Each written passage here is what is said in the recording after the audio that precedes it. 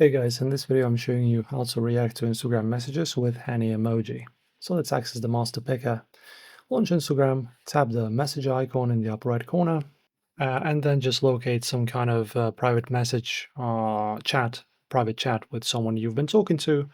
And then guys, when you want to react to a message instead of just a simple love, this heart emoji that as you can see, I have on my message here from this guy, you can just click on the message, long press with your finger, and now as you can see, we have this emoji menu that appears. Well, also you can, press on the plus, and in here, as you can see, we have the assortment of different emojis that you can use, pretty much all emojis, I guess, that are available on Instagram.